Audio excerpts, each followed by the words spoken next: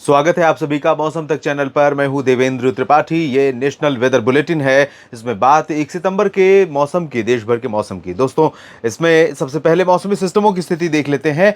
जो डिप्रेशन या जो साइक्लोन यहां पर बना हुआ है आसना, वो आगे बढ़ रहा है, भारत के तटों से काफ़ी दूर चला गया है। और इसका जो सर्कल है, इसका जो प्रभाव है क्लाउड फॉर्मेशन का, वो अब आप देख सकते हैं भारत के तटों से दूर है। तो गुजरात के ऊपर से खतरा टल गया है, पश्चिमी घाट या फिर राजस्थान के ऊपर से खतरा इसका टल गया है और ये पश्चिमी दिशा में आगे बढ़ रहा है। भारत पर इसका सीधे या अप्रत्यक्ष रूप से प्रभाव नहीं पड़ेगा, लेकिन इसके कमजोर होने के बाद ये अगले 24 घंटों तक साइक्लोन की इंटेंसिटी में बना रहेगा 1 सितंबर तक। और उसके बाद 2 सितंबर के आसपास ये और दूर जाने के बाद अरब सागर में ही ये डिप्रेशन बन जाएगा, कमजोर हो जाएगा। इसके कमजोर होने के बाद अरब सागर से नमी का जो प्रवाह है भारत के ऊपर, वो और पर्याप्त मात्रा में बढ़ेगा। और इसके चलते अनुमान यह है कि वर्तमान समय में जो डिप्रेशन यहाँ पर एंटर कर रहा है, आंध्र प्रदेश और उड़ीसा के तटों के बीचों बीच से यहाँ से एंटर करेगा आज, और इसका प्रभाव भारत के तमाम सेंट्रल पोर्शन पर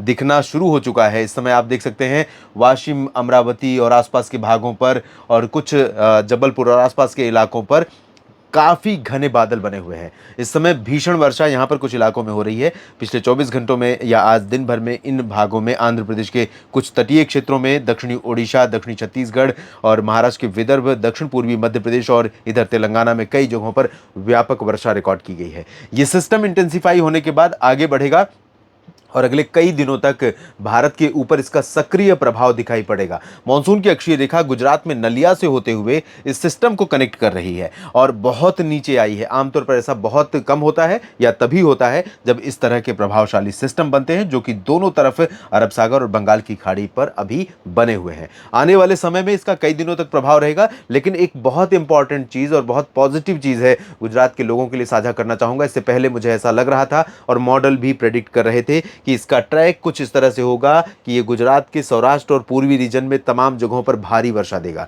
लेकिन अभी ऐसी परिस्थितियां लग रही हैं कि कुछ राहत रहेगी। गुजरात पर बहुत भारी तबाही ये सिस्टम नहीं मचाएगा, लेकिन बारिश तो देगा ही देगा। गुजरात पर भी बारिश बढ़ने वाली है। इसके अलावा जो उत्तरी क्षेत्र है, यहाँ पर भी कई हिस्सों में इन सिस्टमों का प्रभाव दिखाई दे रहा है और आने वाले समय पर भी दिखाई देगा। तो आइए जानते हैं 1 सितंबर के दिन, जो कि मॉनसून सीजन का आखिरी महीना है सितंबर, और इसका पहला दिन किस तरह से देश भर में मॉनसून के संदर्भ में रहने वाला है, खासतौर पर किसान भाइयों के लिए।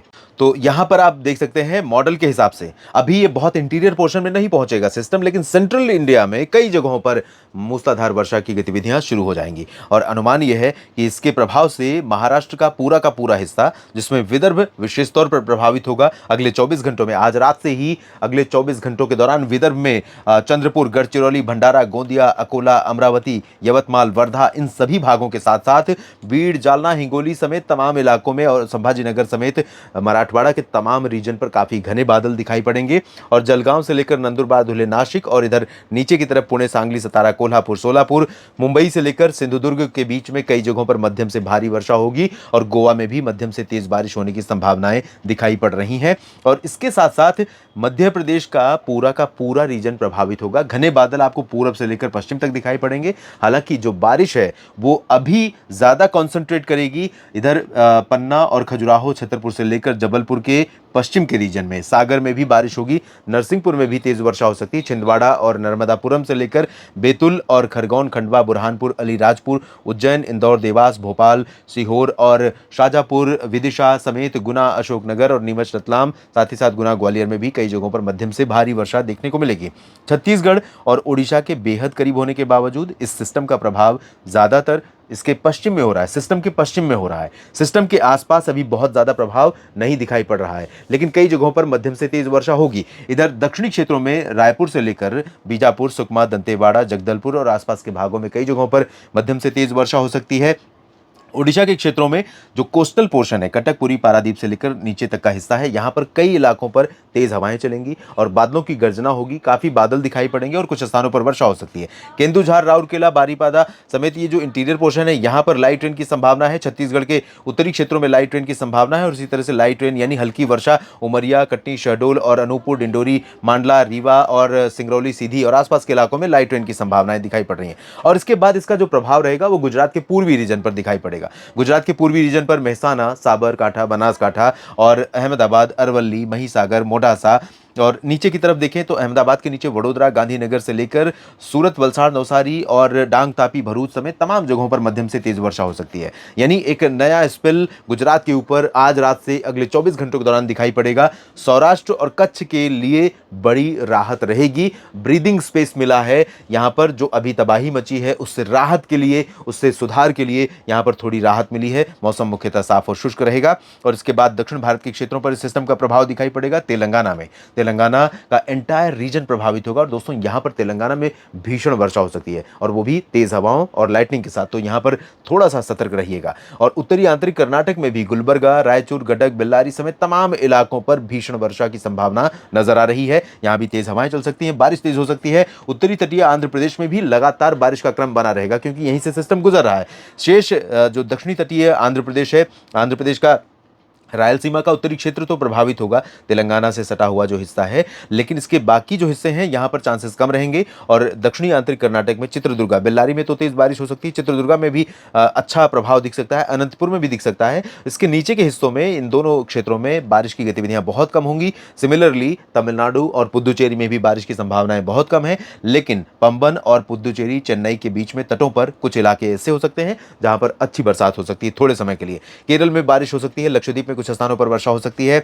और पूरब की तरफ चलें तो यहां पर बिहार, झारखंड, पश्चिम बंगाल, इन तीनों पूर्वी राज्यों में फिलहाल कंडीशंस एक जैसी रहने वाली हैं। हवाएं पूरब की लगातार चलती रहेंगी और दरभंगा, भागलपुर, पटना, वैशाली या गया, बक्सर, कैमूर, दुमका, रांची, देवघर, डाल्टनगंज और कोलकाता समेत इन तमाम जगहों पर नमी वाली हवाएं पहुंचती रहेंगी। बादल रहेंगे, जब हवा रहेगी और बादल रहेंगे तो मौसम ठीक लगेगा, अदरवाइज उमस आपको परेशान करेगी क्योंकि अभी बारिश बहुत ज्यादा नहीं होगी। हल्की वर्षा इन तीनों राज्यों में कहीं कहीं पर दिखाई पड़ सकती है। और पूर्वोत्तर भारत में असम और मेघालय तथा नागालैंड, मणिपुर, मिजोरम, त्रिपुरा में कई स्थानों पर, अरुणाचल प्रदेश में कुछ स्थानों पर वर्षा यहां पर देखने को मिल सकती है। हल्की से मध्यम बौछारें गिरने की संभावनाएं हैं। सिक्किम और उप हिमालयी पश्चिम बंगाल में भी बारिश की गतिविधियां हो सकती हैं। इसमें कूच बिहार और सिलीगुड़ी, जलपाईगुड़ी, गैंगटोक शामिल होंगे। इसके अलावा पूर्व की तरफ से पश्चिम की तरफ अब बढ़ते हैं और उत्तर पश्चिम भारत की बात करते हैं, जहां पर उत्तर प्रदेश के ऊपर पूर्वी रीजन से लेकर मध्य और पश्चिमी भागों तक कई इलाकों पर बादल बनेंगे। शुरुआत में बादल यहां पर नहीं रहेंगे, दोपहर के आसपास बादल आने शुरू होंगे और बादल धीरे धीरे आगे बढ़ते हुए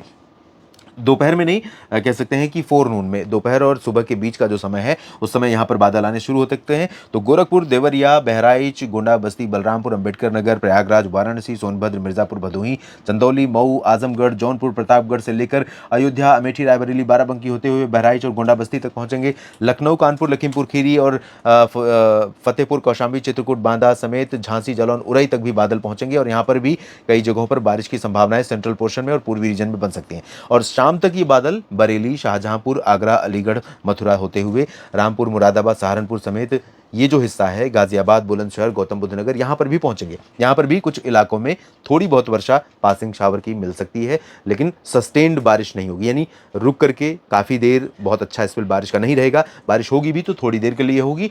और पूर्वी हरियाणा में भी कुछ स्थानों पर वर्षा हो सकती है, जिसमें करनाल भी शामिल रहेगा और सोनीपत, पानीपत होते हुए रोहतक और गुरुग्राम, फरीदाबाद, पलवल और साथ ही राष्ट्रीय राजधानी दिल्ली में भी कुछ बूंदें पड़ सकती हैं।